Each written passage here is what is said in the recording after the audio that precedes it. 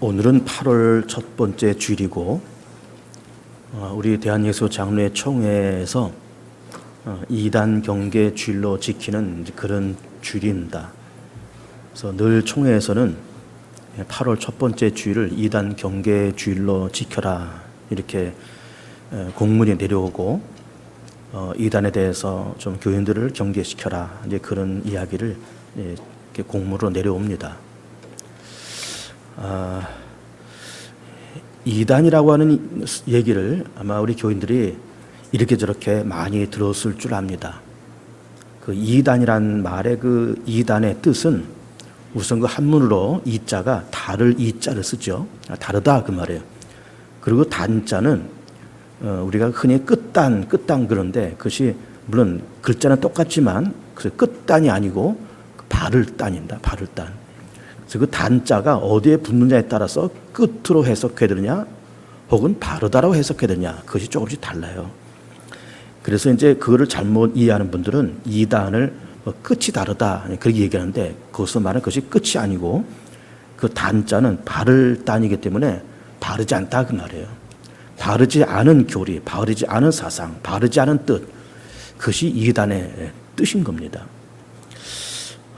그리고서는 이제 최근에 우리나라의 그 대표적인 이단은 그 신천지하고 하나님의 교회입니다. 사실은 신천지라고 한 말이 좋은 말이거든요. 신천지, 새하늘과 새 땅이잖아요. 그래서 요한계시로 나오는 새하늘과 새 땅, 예수께서 재림하실 때 이 세상이 전부 다 새하늘과 새 땅이 된다. 이제 그래서 그 신천지라고 하는 말이 참 좋은 말인데 이단이 그 단어를 홀라당 가져가서 그 신천지, 새하늘과 새 땅이라는 말이 좀 그 의미가 많이 퇴색됐어요. 참 안타깝죠. 그리고 하나님의 교회라고 하는 그런 이단도 있습니다. 또 하나님의 교회라는 말도 참 좋은 말이잖아요. 교회가 하나님의 교회지. 하나님이 주인 되시고 예수께서 주인 되시고 그런 하나님의 교회 이렇게 참 그 말 자체는 좋은 말인데 그것도 이단이 홀라당 가지고 와서 하나님의 교회라고 하는 그 뜻이 참 많이 퇴색된 것이 안타깝다 이렇게 볼 수가 있어요. 이제 우리나라에 그런 그 하나님의 교회와 신천지가 요즘 이제 가장 대표적인 이단이고 그리고 얼마 전만 해도 통일교 그리고 박태선 씨가 인도하는 천부교 전도관이라고 하는 천부교 그리고 여호와의 증인 몰몬교 뭐 이런 그 이단들이 꽤 있습니다. 지금도 있죠. 지금도 여호와의 증인, 몰몬교, 뭐 전도관, 또 신앙촌이죠. 신앙촌 이런 그 이단들이 많이 있고 또 JMS라는 정명석이 이거는 JMS 뭐 그런 것도 다 이단으로 우리가 그렇게 됐는데 그런데 대표적인 최근에 대표적인 이단은 신천지하고 하나님의 교회예요. 근데 그 이단들이 우리나라로 꽤 있지만은 이단들이 언제부터 생겼는가 하면은 사실은 기독교 역사 초창기부터 이단이 발생을 했습니다. 놀랍게 벌써 그러니까 예수님 당시 사도 바울이 전도 활동하던 그 당시 벌써 기독교 역사 초창기잖아요. 그 초창기 때부터 벌써 기독교 이단이 이렇게 발생을 한 거예요. 그래서 이제 사도 바울이 쓴 그 서신서들 그 사도 바울이 로마서를 쓰고 고린도 전후서, 갈라디아서 이런 서신서를 쓰잖아요. 그러면서 그 나중에 이 서신서가 성경으로 이제 편집이 됩니다. 물론 이제 바울이 그런 편지를 쓸 때 로마 교회에 보내는 편지, 고린도 교회에 보내는 편지 이런 편지를 쓸 때 이것이 나중에 성경으로 편집될 거를 본인은 몰랐을 거예요. 근데 후에 이제 종교회의에서 사도 바울이 보낸 편지, 마태가 쓴 어떤 복음서 이런 거를 성경으로 다 이렇게 편집을 이제 한 거죠. 근데 어쨌든 바울이 그렇게 편지를 쓸 때 그러면서 그 편지가 한 13개 내지 14개 정도가 그 바울의 편지가 이제 신약 성경으로 그렇게 편집이 된 거예요. 그러면서 바울이 쓴 그 서신서 그 편지를 보면은 그 거기서도 벌써 이단을 경계해야 된다라고 하는 그런 구절들이 여러 군데가 나옵니다. 그러니까 바울이 활동할 때부터 벌써 기독교 이단이 있었다는 거예요. 그러면 바울도 역시 벌써 1세기에 있었던 기독교 역사 초창기에 있었던 사람이잖아요. 그때부터 벌써 이단들이 태동하고 이단들이 기독교를 공격하고 그렇게 했다는 거예요. 그래서 그런 이단들이 그렇게 공격을 하면서 그 이단들이 계속 성장도 하고 소멸도 되고 또 성장하고 소멸되고 또 새로운 이단이 나타나고 그렇게 합니다. 그러면서 생성소멸이 계속 반복되면서 이런 이단이 생기는가 싶었더니 지나서 소멸됩니다. 오래 가지는 않습니다. 분명히. 오래 가지 않는데 소멸돼요. 근데 소멸되다가 또 다른 이단이 나타나는 거예요. 그리고 이것이 한 몇십 년 혹은 100년 이렇게 활동하다가 또 소멸되고 그럼 또 다른 이단이 생겨서 또 이렇게 생성소멸되고 그러면서 이 생성소멸이 이게 기독교 역사 초창기부터 지금까지 계속 반복돼 오는 겁니다. 그러니까 중요한 거는 수천 년 동안 이것이 명맥을 이어가는 이단은 없습니다. 언젠가는 소멸되는데 그것이 짧게는 몇십 년, 길게는 100여 년 이렇게 그렇게 가기는 가지만 언젠가는 그게 다 소멸돼요. 왜 소멸될까? 그것이 진리가 아니기 때문에 그래요. 시간 지나가면 이 진리가 아니다라는 걸 사람들이 알게 되고 이게 가짜다, 사입이다, 이게 사기꾼이다 라고 하는 것을 오랜 시간 지나가면서 알면서 이제 그런 이단들이 때가 된다, 소멸돼 갑니다. 그럼 소멸되면 좋은가 싶었는데 또 새로운 이단들이 또 생기는 거예요. 끊임없이 생깁니다. 끊임없이. 자, 그런데 그러면 그 이단들이 왜 기독교 역사 초창기에서부터 그렇게 지금까지 이렇게 생성소멸을 계속 해왔을까? 이렇게 보면은 거의 몇 가지 이유가 있다고 봅니다. 우선은 기독교는 사실은 급팽창한 종교입니다. 급팽창. 그러니까 예수님께서 부활 승천하시고 그리고 성령이 임하면서 그러면서 예루살렘 교회 사도행전 2장에서 보면 아주 성령이 충만하게 임했잖아요. 방언을 말하고 막 병든 자가 낫고 막 귀신이 떠나가고 이른바 죽은 자도 일어나는 그런 역사가 초대교회 예루살렘 교회에 일어나고 거기다가 성령께서 깡건으로 역사하고 그리고 그 중출한 사도 바울 이런 사람들이 활동하면서 기독교는 그야말로 급성장되는 급팽창한 그런 교회예요.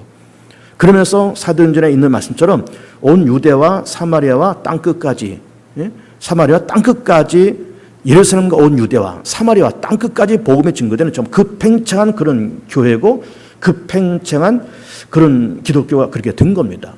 그러다 보니까는 기존에 있었던 다른 종교와 다른 철학이나 다른 문화권에서 거부 반응이 일어난 거예요. 기독교가 뭐냐, 기독교의 진리가 맞느냐 틀리냐라고 하는 것을 따지기 전에 기독교가 급팽창한 교회이기 때문에 기독교를 시기심이 그 속에 있는 거죠. 시기심이 있으면서 기독교를 폄하하고 기독교를 시끄럽게 만들고 교리를 왜곡시키고 자꾸 가짜 소문을 퍼뜨리면서 교회와 기독교를 와해하는 그런 어둠의 세력이 다 그렇게 있었던 겁니다. 이제 기존에 여러 종교들이 있었잖아요.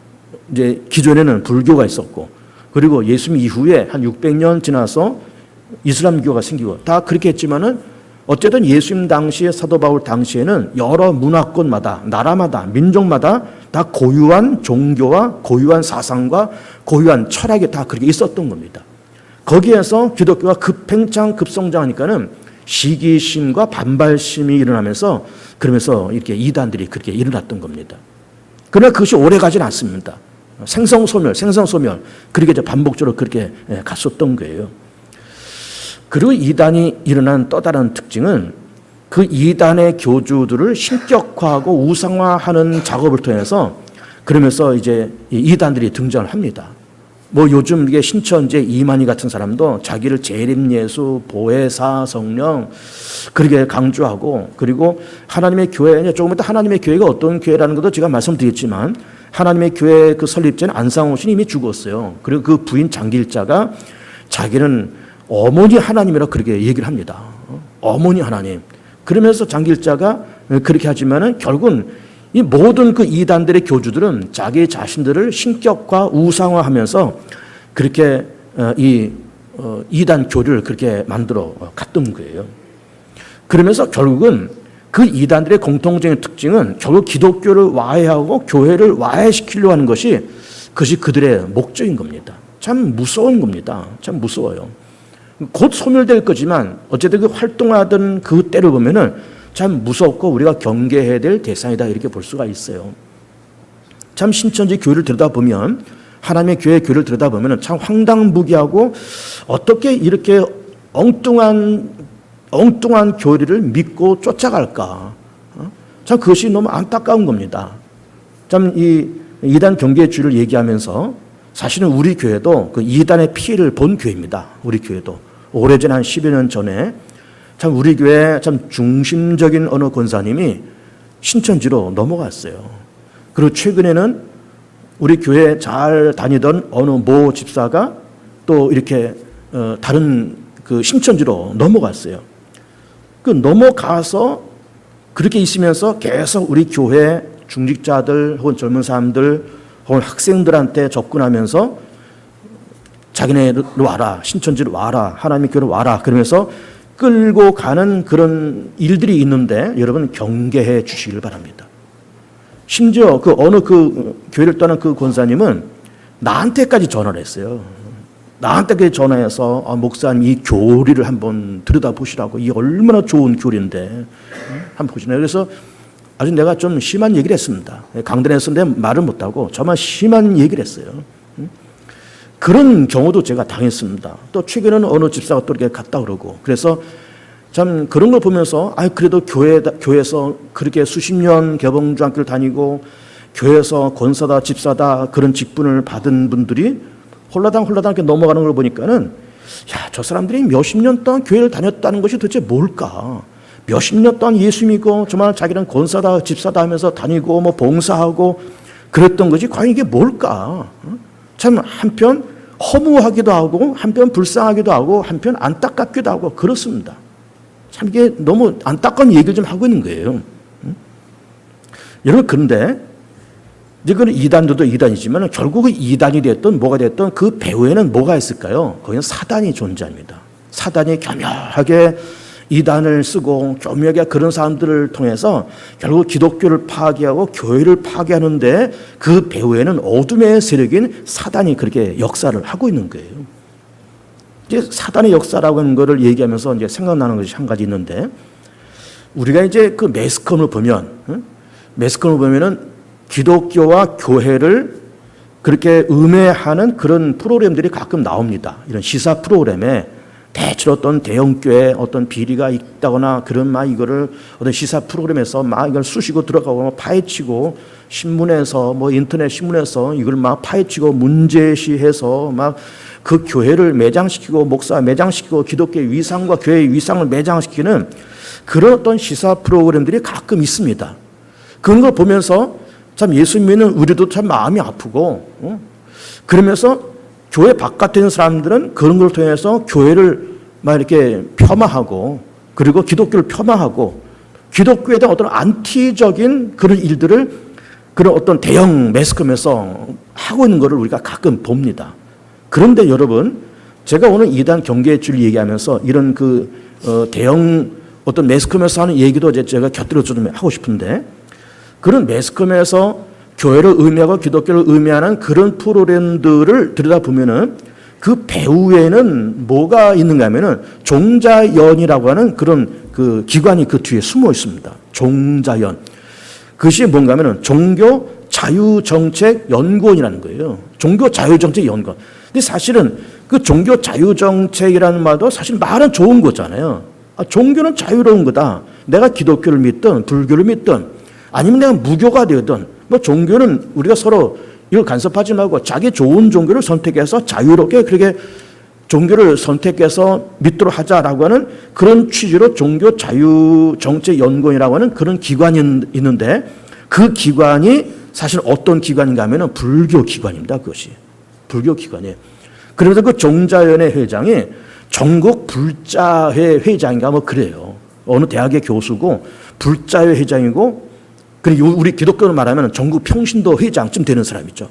불자회 회장이 대학교 교수고, 그런 종자연이라고 하는 그런 단체가 있고 그 뒤에는 불교가 있는 거예요. 우리는 이런 대형 매스컴에서 퍼져나오고 있는 어떤 교회를 의미하고 기독교를 의미하는 그런 프로그램 뒤에는 종자연이 있고, 종자연 뒤에는 불교가 숨어 있고, 불교 뒤에는 사단이 숨어 있는 거예요. 그러면서 사단이 교묘하게 그런 불교와 종자연의 세력을 앞장세워서 방송국에다 압력을 하고 로비도 들어갔겠죠. 그게 뭐 참 어떻게 밝혀지지 않아서 그랬겠지만 어마어마한 로비도 들어갔을 거예요. 그런 로비가 들어가면서 기독교를 음해하고 교회를 파괴하는 그런 프로그램들이 자꾸 쏟아져 나오는 거예요. 그래서 예수 믿는 사람들도 내가 교회를 다니고 내가 기독교라는 종교를 갖고 있는데 그런 프로그램을 보면은 우리 스스로 기독교에 대한 어떤 자부심이 떨어지잖아요.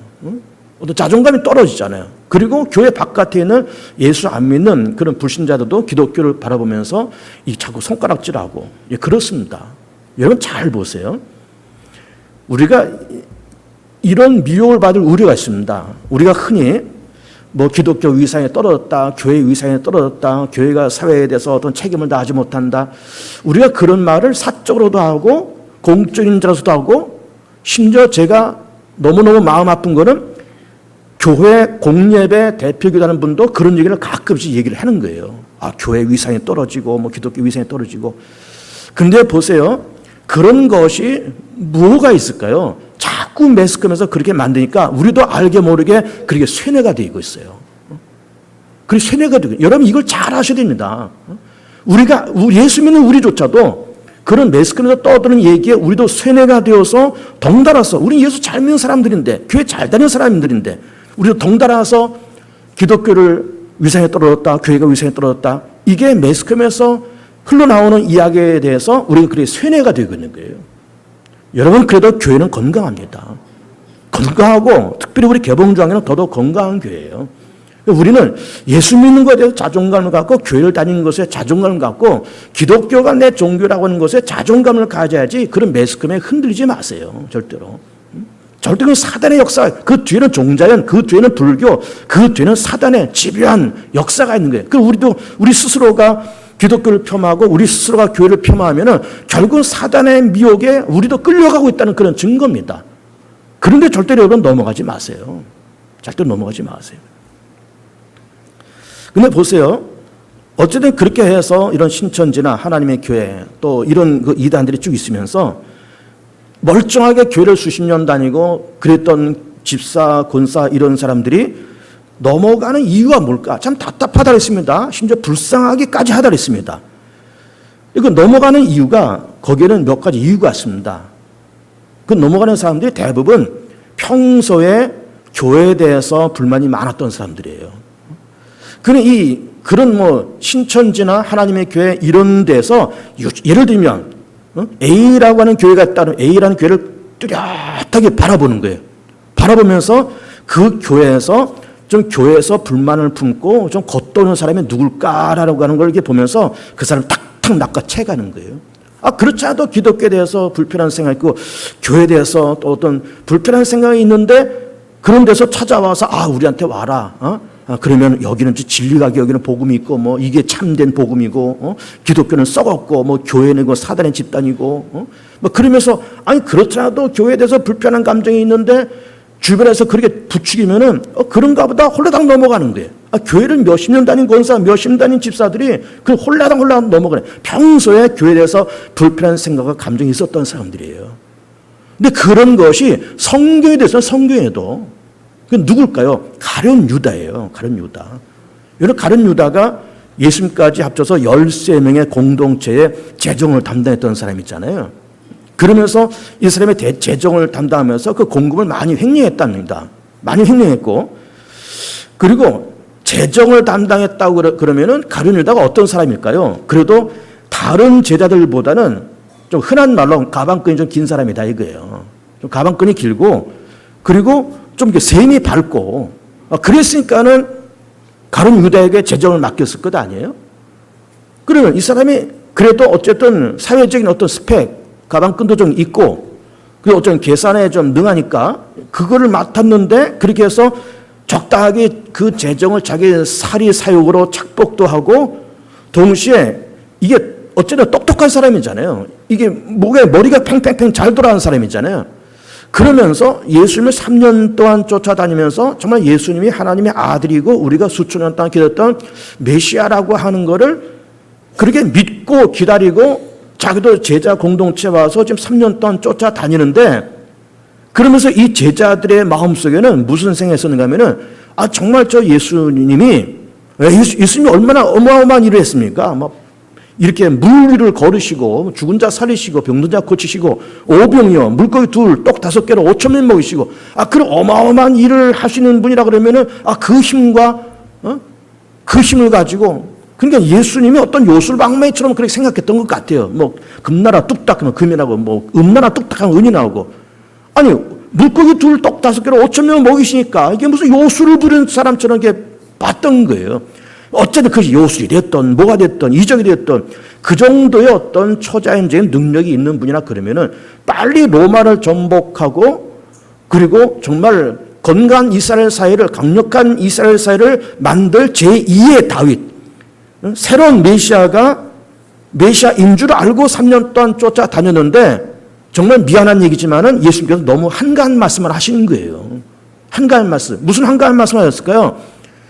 심령이 가는 자는 복이 있다는 거예요. 온유한 자는 복이 있다는 거예요. 용서해라. 뭐 7번, 70번 싫어도 용서해라. 주어라, 베풀어라, 사랑해. 이해하고 품고, 그리고 온유한 자가 돼야 돼. 땅을 기업으로 얻을 거야. 가룟 유다는 이게 성이 안 차는 거예요. 빨리, 예수님께서, 야, 다 모여. 자, 무기를 갖춰. 야, 저 로마 쳐들어가자. 으쌰. 이랬으면 좋은데, 온유하는 자는 복이 있다 그러고, 용서하라 그러고, 이러니까는 좀 이렇게 과격분자들에게는 예수님의 성이 안 찬 거예요. 과격분자에게는. 한가한 말씀을 하시거든요. 사실 한가한 말씀이 아닌데 제가 이렇게 일단 얘기하는 겁니다. 온유하면 복이 있다. 심리 가는 복이 있다. 말씀하시니까 이게 막 총칼을 들고 막 으쌰으쌰 싸우고 막 밀고 들어가고 막 이래야 성이 차는데 그런 말씀을 하시니까, 그런 말씀이니까 성이 안 차는 거예요. 그러니까는 의심이 들었겠죠. 야, 이분이 정말 메시아가 맞는가? 내가 3년 동안 괜히 쫓아다녔는가? 그렇게 의심이 들고 자꾸 이제 이렇게 마음이 여러 갈래로 갈라졌을 때 마음에 이렇게 여백이 생기잖아요. 그 여백이 생긴 거를 사단이 탁 보고 치고 들어가는 겁니다. 그래서 요한복음 13장 초반부를 보면은 마귀가 벌써 가룟 유다에게 예수 팔 생각을 집어넣었다는 거예요. 예수 팔 생각을 딱 집어넣는 거예요. 그러니까는 그러면서 마귀에 미혹당하면서 결국 가룟 유다가 예수를 팔고 은 30냥에 예수님을 그렇게 넘겨주는 거예요. 이게 예수님에 대한 거부감이 있었던 거예요. 틈이 있었던 겁니다. 그리고 우리 이단으로 넘어가는 사람들의 특징이 이렇게 저렇게 교회에 대해서 불편한 생각이 있었던 사람들이 이단으로 넘어가는 거예요. 거기서 막 환영을 해주니까 거기다가 또 기독교를 막 폄하하고 교회를 막 공격하는 말을 하니까 거기에 가서 맞아 교회는 썩었고 목사는 돈만 알고 어쩌고 그런 얘기하면서 그냥 가버리는 거예요. 이렇게 돼버린 겁니다. 그러니까 그렇게 교회에 대해서 불만이 있었던 사람들의 틈을 딱딱 보면서 사단이 그렇게 치고 들어가요. 그리고 문제는 교회에 대해서 불만이 있다 없다 그걸 떠나서 그리 넘어가는 사람들의 특징은 기독교 교리를 제대로 안 배워서 그래요. 기독교 교리를 몰라서 그래요. 여러분 보세요. 우리 지금 요한복음 14장 6절을 봤잖아요. 이게 유명한 말씀 아닙니까? 내가 곧 길이요 진리요 생명이니 물은 나로 말미암지 않고는 아버지께로 올 자가 없다. 이 말이 뭐예요? 모든 사람은 동서고금의 모든 사람들은 죄인이고 모든 사람의 죄를 범해서 하나님의 영광을 이루지 못하는데 예수께서 이 땅에 오셔서 우리를 위해서 십자가 죽으시며 부활하시면서 죄 문제를 정리했으니 예수를 통해서 누구라다 예수를 통해서 하나님께로 가는 길이 열렸다는 거잖아요. 내가 길이다라고 하는 거는 하나님께로 가는 길, 하나님께로 가는 방법, 하나님께로 가는 어떤 통로, 그것이 예수님이시다. 그리고 예수 외에는 하나님께로 갈 수 있는 길이 없다는 거잖아요.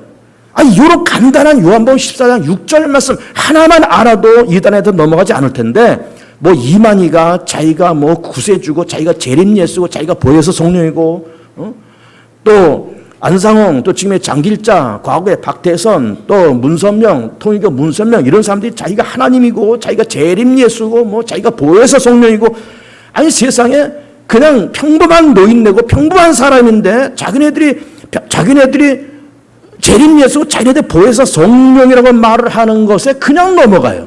이게 너무 이게 불쌍하잖아요. 너무 안타깝잖아요. 예수님이 진실된 우리의 구세주고 예수로 말미암지 않고는 아버지께로 올 자가 없다고 하는 요한복음 14장 6절 이 말씀 하나만 알아도 될 텐데 그냥 무슨 이만희가 신천지 이만희가 구세주래. 뭐 안상홍, 장길자가 뭐 어머니 하나님이래. 문선명이 뭐 재림 예수고 박대선이가 재림 예수고 뭐 다 그렇대 그러면서 보따리 싸가지고 거기를 가는 거예요. 참 이게 참 너무 안타까운 겁니다. 기독교 교를 너무 모르는 거예요. 이 한 절만 말씀을 알아도 될 텐데. 근데 저도 이제 목사이기 때문에 같은 목사들을 자주 만나서 얘기를 하잖아요. 그러면은 이 목사님들의 공통적인 얘기들이 있습니다. 교인들이 교리를 모른다는 게. 이게 너무 아이러니하잖아요. 교회를 10년, 20년 다니는데 교리를 모른다, 교리를. 물론 그렇게 가르치지 못한 어떤 사역자인 목사의 책임이 물론 큽니다, 우선은. 근데 10년, 20년을 다녀도 교리를 모른다는 게 교인들이. 왜 그럴까? 우리나라 기독교가 물론 기독교의 책임도 있긴 있습니다. 우리 강단의 책임이 있어요. 너무 기복적인 설교를 자꾸 하니까 예수 믿어라, 뭐 믿으면 복 받아, 믿으면 병나, 이런 그 기복 신앙에 우리가 너무 익숙해서 기독교의 정통 교리를 제대로 한번 우리가 배우고 이렇게 짚고 넘어간 적이 별로 없었던 거예요. 이거는 우리 교회의 책임이라고 볼 수 있습니다, 일단은. 그리고 우리가 지난번에 수요일마다 그 요리문답 강의를 했습니다. 107가지 요리문답을 한 반년 이상 걸렸을 겁니다. 그거 하느냐고. 요리문답도 하고, 그 다음에 주기도문도 하고, 십계명도 하고, 그러다가 최근에는 사도신경 강의를 합니다. 굉장히 중요한 얘기들이에요. 요리문답 하나하나 굉장히 중요한 얘기들입니다. 놓칠 수 없는 기독교의 기본 진리, 요리라고 하는 말은 중요한 교리다. 중요한 교리. 그걸 우리가 배운 적이, 들은 적이 별로 없는 거예요. 그래서 제가 수요일마다 요즘 계속 하고 있습니다. 하고 있어요. 그리고 우리가 교리에 대해서 너무 약한 겁니다. 또 참 미안하지만 강단에서 좀 기복 설교를 하고 은사 위주로 나가고 그래야 좀 교회가 으쌰으쌰하는 맛은 있긴 있습니다. 뭐 성령 받아라, 불 받아라, 뭐 그러면 아멘 하고 뭐 그래서 은사 얘기하고 뭐 복 받아라, 뭐 내 영혼이 잘된 거지, 범사가 잘 되라, 막 그러면 아멘 하고. 그런데 기독교 교리를 이렇게 얘기하면은 별로 관심이 없는 거예요. 뭐 성부 하나님에 대한 거, 성자 예수님, 성령 하나님, 또 구원론, 교회론 이런 얘기를 하면은 힘들어하는 거예요, 교인들이. 그러니까 이 목사님들이 그런 딱딱하고 교리적인 설교하면 교인들이 힘들어하고. 그러니까 어쨌든 막 기복 설교를 막 하고 뭐 성령 받아라, 불 받아라 막 그러면 아멘 그러니까. 우리 성령 받고 불 체험이나 은사 체험도 물론 했겠지만 그럼에도 불구하고 교리가 너무 약한 거예요. 교리가 뼈대가 약한 거예요. 몸만 컸지, 살만 쪘지, 뼈대가 없는 거예요. 그러니까는 누가 옆에서 슬슬 건드리면 그냥 넘어가는 거예요. 아니면 다른 거는 몰라도 요한복음 14장 6절 말씀 하나만 알아도 안 넘어갈 텐데 이것조차도 모르는 거예요. 내가 곧 길이요. 예수님께서 하신 말씀이잖아요. 내가 곧 길이요 진리요 생명이니 물론 나로 말미암지 않고는 아버지께로 올 자가 없다. 이 한 말씀만 알아도 오직 구원자는 예수시야. 오직 메시아, 예수님만이 메시아고 예수님만이 구원자이시고 예수님을 통해서만 구원받아. 이것만 알아도 안 넘어갈 텐데 뭐 이만희가 어떻다, 누가 어떻다, 그냥 거기다 홀랑홀랑 다 넘어가는 거예요. 그리고 이단들의 또 다른 특징이 뭔가 하면요, 자기네 집단에 와야만이 구원받는다는 거예요. 그럼 자기네 교회만 와야만 구원받는다라고 하는 걸 얘기하기 위해서 뭘 해야 될까요? 기독교는 썩었다 이렇게 얘기를 해야 되는 거죠. 기독교는 썩었고 부패하고 이거는 뭐 사단의 집단들이고 목사는 이건 다 사기꾼들이고 다 다 목사 폄하하고 교회 폄하하고 그러면서 우리한테 와야 구원받아 14만 4천 명이 돼야 돼. 이렇게 해버리니까는 이 귀가 얇은 사람들은 막 그 얘기하니까 막 그렇잖아, 교회가 싫은데 그러다 교회 다 버리고 그러는 그 집단 안에 다 들어가는 거예요. 이단들의 특징이 다 그런 겁니다. 우리한테 와야만 구원받는다는 거예요. 세상에 예수 믿으면 구원받는다 했지 어느 집단에 들어가야만 구원받는다는 말이 성경에 어디 있습니까? 누구나 다 동서고금 누구를 막론하고 다 죄를 범해서 하나님 영광이지 못하지만 누구나 다 자기의 죄를 고백하고 예수 그리스도께서 하나님 아들이시고 내 죄와 인류의 죄를 위해서 십자가 죽으시고 부활하셔서 그분이 나의 생명의 주님이시라고 하는 것을 고백하면 그러면 구원받는다고 그렇게 말씀하셨지 어느 집단에 들어가야만 구원받는다는 말이 어디 있습니까, 세상에. 너무너무 간단한 진리인데 여기에 다 그냥 넘어가는 거예요. 참 안타깝게 짝이 없는 겁니다.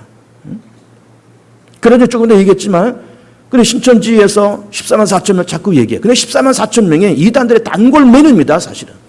근데 이단들의 특징은 14만 4천 늘 강조하죠. 그리고 자기네들 교주가 늘 재림리에 쓰고 보혜사 성령이라고 그렇게 강조하죠. 자기네 집단에 들어와야만이 그렇게 구원받는 얘기하죠. 그러려다 보니까는 기존 교회를 또 공격해야 되죠. 이게 이단들의 공통적인 특징이에요. 여러분 다니면서 기독교 폄하하고 교회를 은근히 폄하하는 사람들은 조심하세요. 조심하세요. 우리한테 와야만 구원받아. 여기가 진짜 복음이야. 진짜 복음이 어디 있습니까?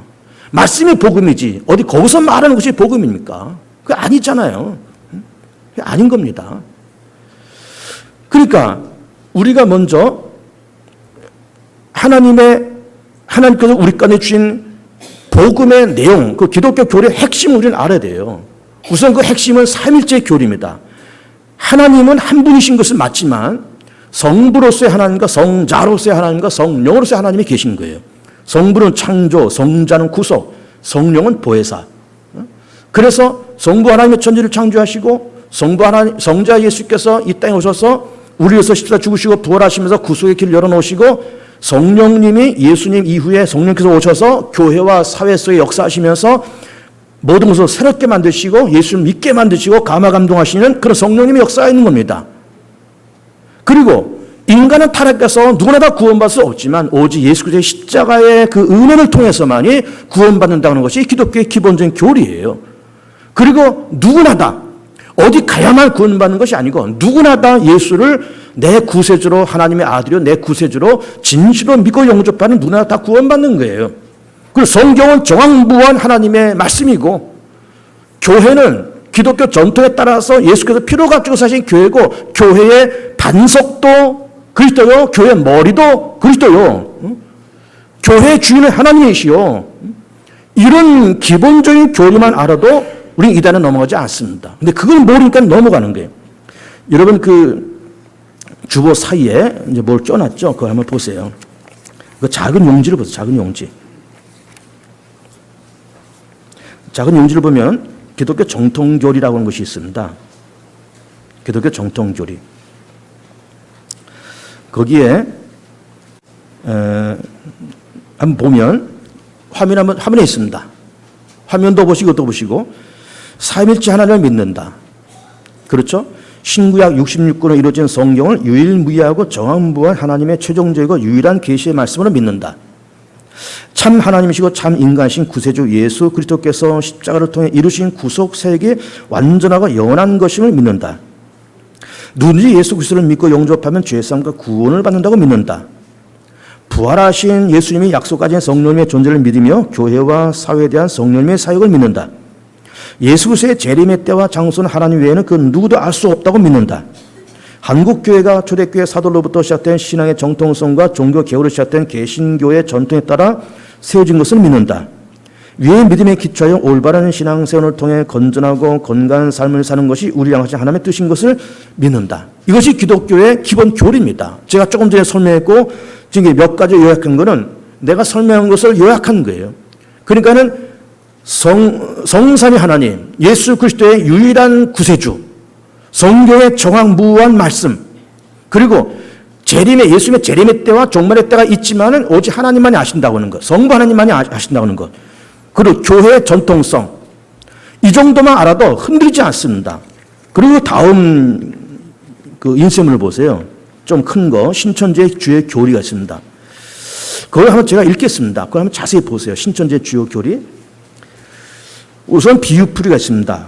신천지 비유풀이 교리에 따르면 성경, 특별히 요한계시록은 암호로 기록된 말씀이며 비유로 기록된 상징의 말씀입니다. 그렇기 때문에 비유를 제대로 알지 못하면 구원으로부터 제외된다고 가르칩니다. 따라서 성경 속 비유를 풀어 비밀을 깨닫는 것을 강조합니다. 신천지는 성경을 비유풀이를 통해 예언과 성취, 비유와 실상 등의 짝을 찾는 꿰어 맞추기식으로 해석하여 성도도 미혹합니다. 예를 들면 씨는 말씀, 누른 교훈, 밭은 사람을, 이거 겨자씨 비유를 얘기하는 거죠. 사람의 마음, 나무는 사람, 새는 영, 양식과 빛은 말씀, 그릇은 사람의 마음, 말은 육체, 무덤과 바벨론은 진리가 없는 교회, 해는 목자, 달은 전도자, 별은 성도들과 같은 것입니다. 신천지는 이만희를 재림주로 신격화하고 자신들의 교리의 정당성을 주기 위해 성경의 비유와 상징들을 왜곡하여 사용하고 있습니다. 그는 이러한 비유와 상징의 획일적 이용은 성경 해석에 심각한 오류를 가져오게 됩니다. 성경은 절대로 끼워 맞추기식으로 해석되어서는 안 되며 성경의 문맥과 더불어 기록된 당시의 역사적, 사회적, 문화적, 종교적 배경에서 이해될 때야 비로소 성경의 본래 의미를 알 수 있는 것입니다. 실상교리, 신천지에서 말하는 실상교리란 계시록의 예언이 현실 세계에서 실제로 성취되어 나타났다는 교리입니다.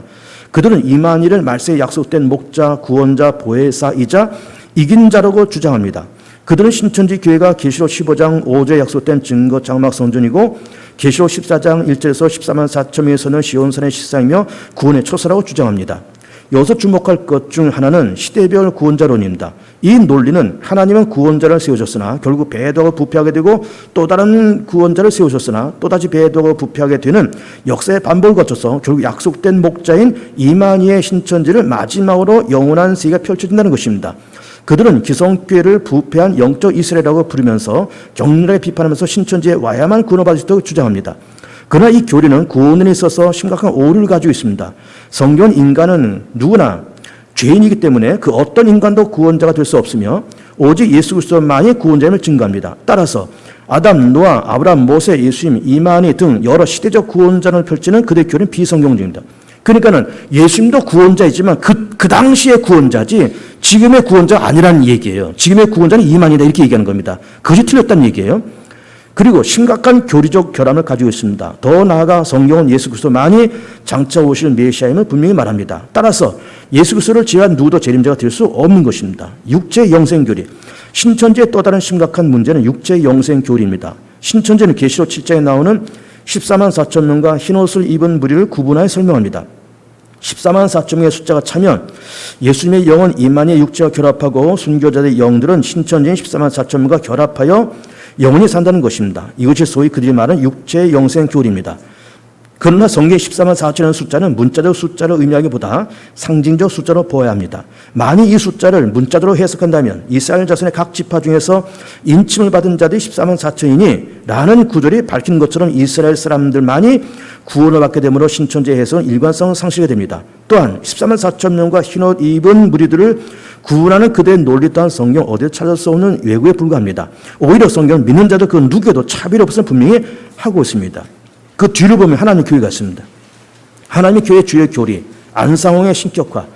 하나님의 교회 정관 1장 4조에서는 안상홍이 성령 하나님이시며 재림 그리스도이고 그 시대의 구원자로서 지상의 마지막 교회인 하나님의 교회를 설립한 후 승천했다고 밝히고 있다.